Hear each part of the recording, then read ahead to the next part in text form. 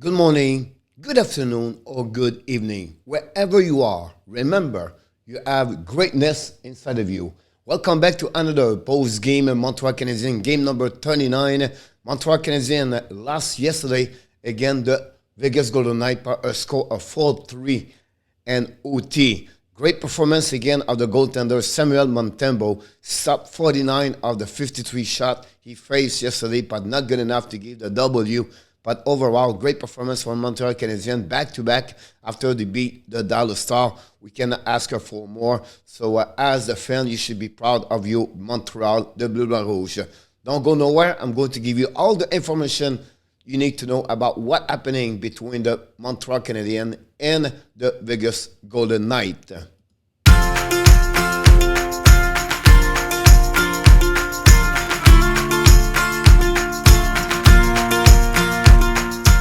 But before we start, we want to invite you, don't forget to subscribe, don't forget to like, and don't forget to give us your comments about the game between the Bleu Blanc Rouge and the Golden Knights. Like we do at the beginning, we give you all the information you need to know what's happening. Let's dive in right away about this game between the Vegas and Montreal Canadiens. The first thing we do, we like to talk about each period. We want to give you some information about what's happening. Of course, in general, Montreal is 32. Vegas won the best team in NHL. They are number one in the Pacific division. It was not, going to be easy for Montreal Canadiens. Again, like they do all the time, Montreal Canadiens gave usually a goal in the first 5-8 minutes of the game. Nothing changed because STEPHENSON scored his 12th of the season, passed by Dadonov and Carrier. I think it was a bad communication between Chariot and Nikkonen, open up the score on that one over there.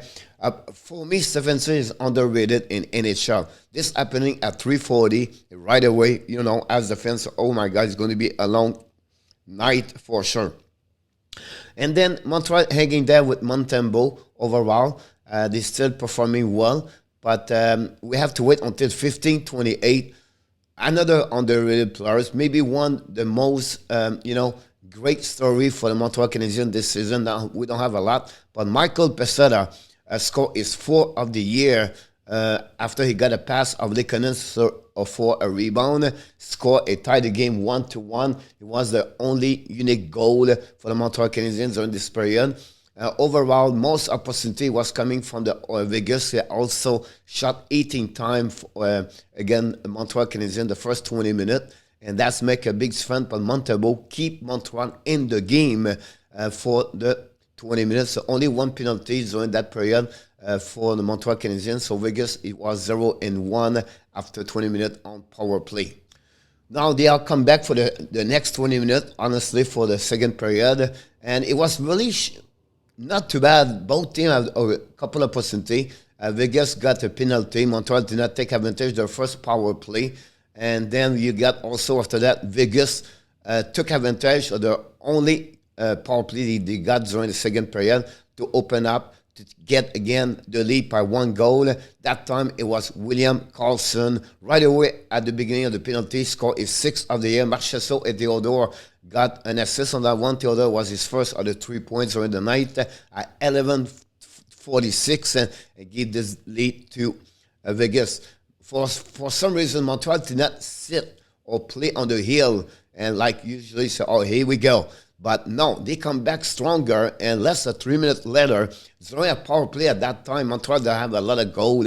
I think there was 2 in the last 33 attempts on power play. Find a way to score again. The veteran, 29 years old, Tyler TOFFOLI scored his 7th of the year, assisted by Suzuki and Whiteman.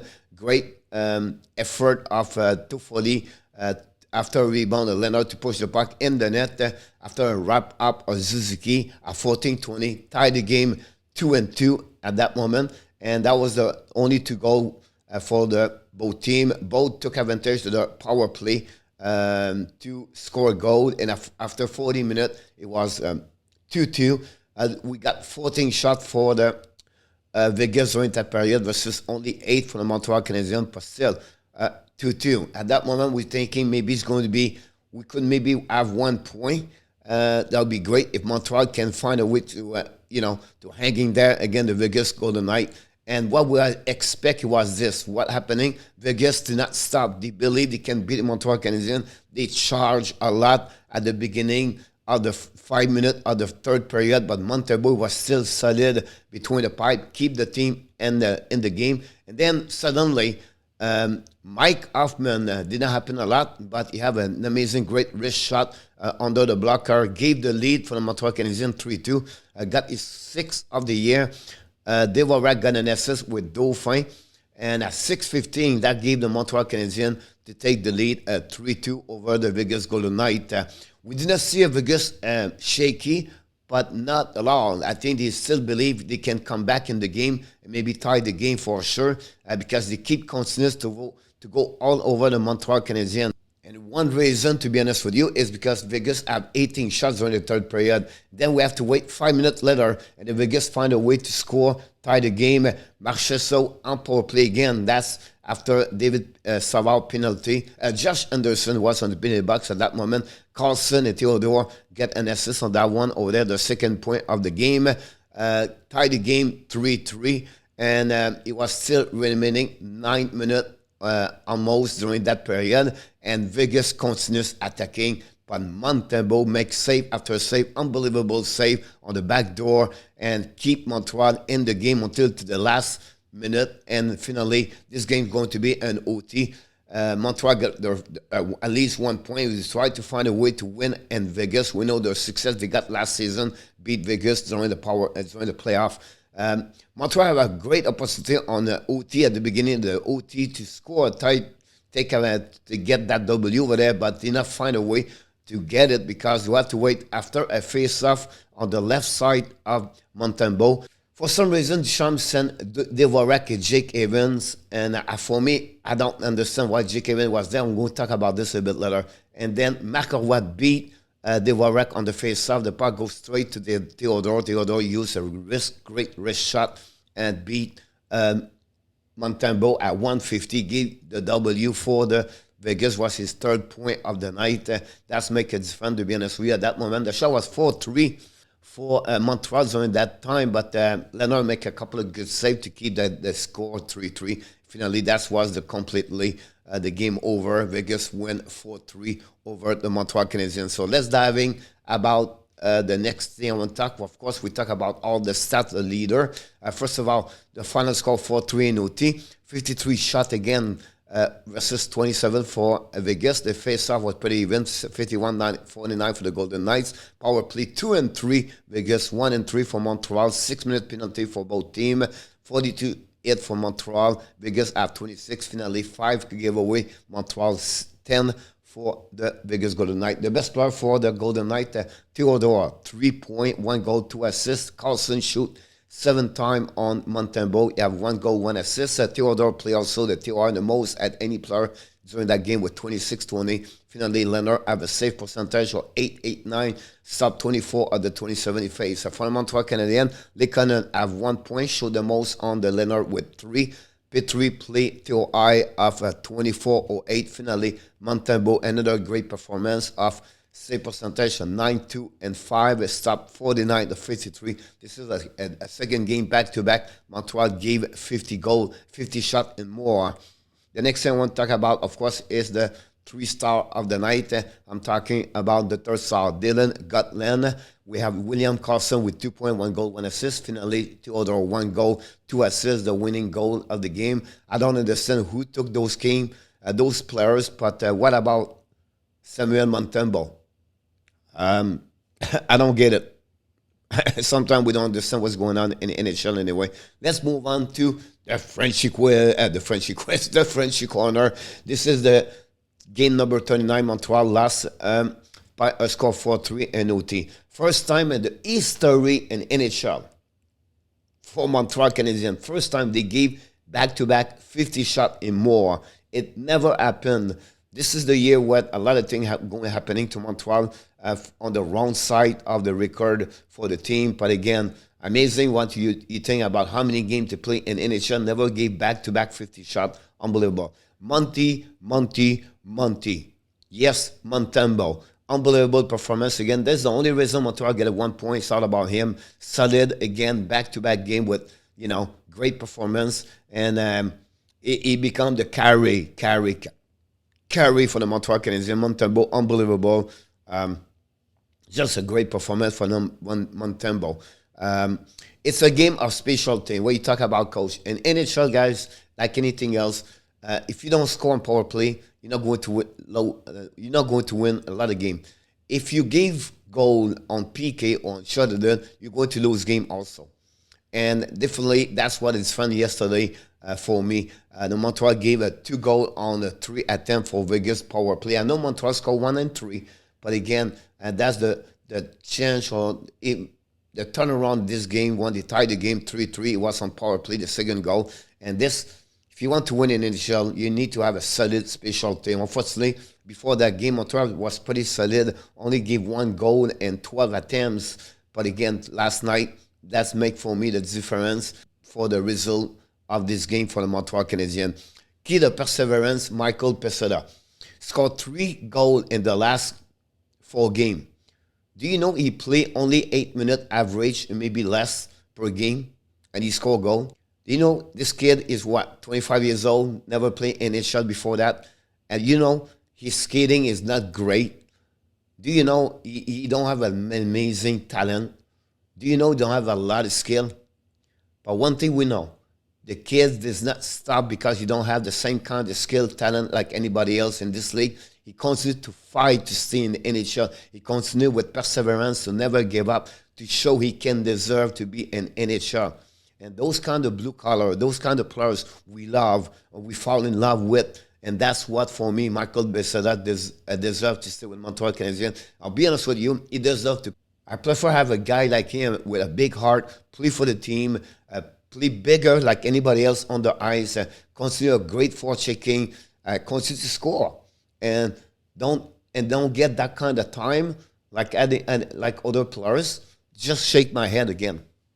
So great for Michael PEZZETTA. Like I said, 3 goals in the last 4 games. The next thing I want to mention to you, would love to understand Dominic Cham, because right now I don't understand.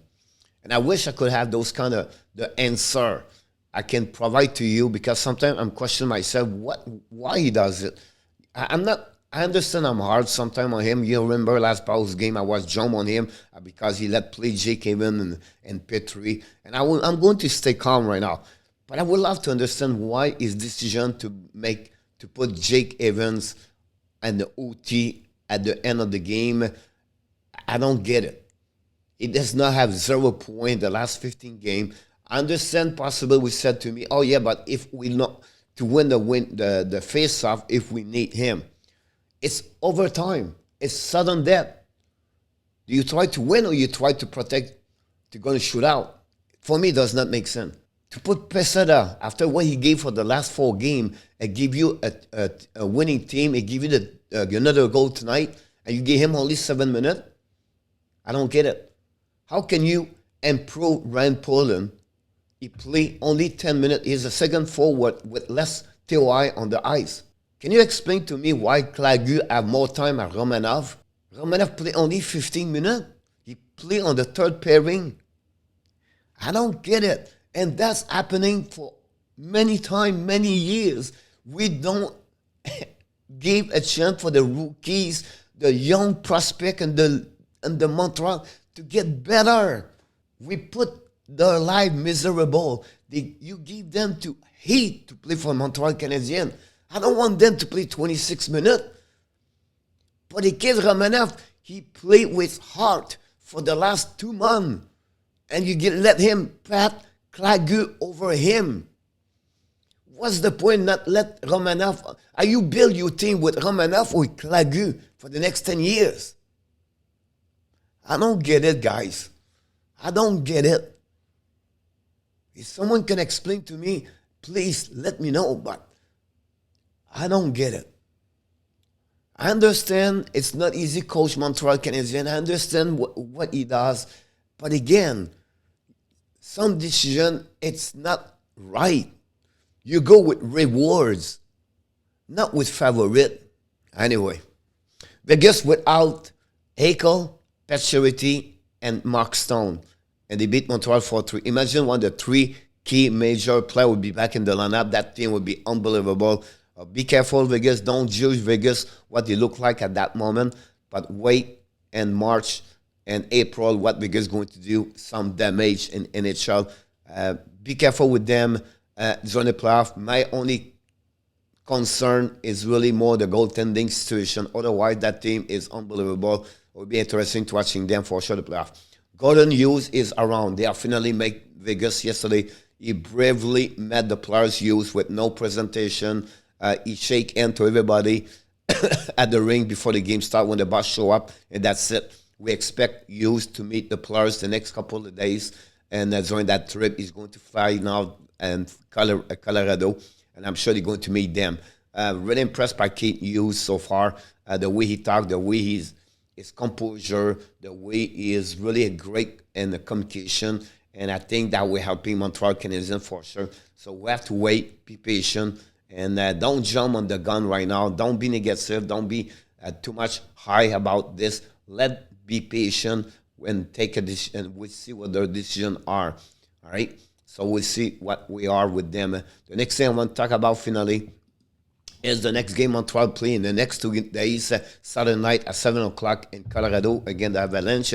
Unfortunately, the Hockey National Show is not going to do the live stream because I have some engagement. I will be back at 10 o'clock p.m. after that game to do a briefly post-game, but also do the game between Edmonton and the Calgary Flames, the biggest rivalry, and the West Canadiens. So I know there'll be a little bit longer this post-game, but I want to share with you my thought about that game when the Montreal Canadiens lost 4-3 and OT again the Vegas Golden Knights. But before we leave, I want to remind you, please don't forget to click on the subscribe, likes, and finally tell us your comments about this game. And finally, yes, you have greatness inside of you. Thanks again for watching another post game for the Montreal Canadiens by the hockey coach, Guru Coach FRENCHY for the Hockey National Show. Until the next video, we wish you an amazing, blessing day. Mes amis, ceci termine une autre vidéo avec l'entraîneur Coach FRENCHY pour le Hockey National Show. Post-game Montréal Canadien.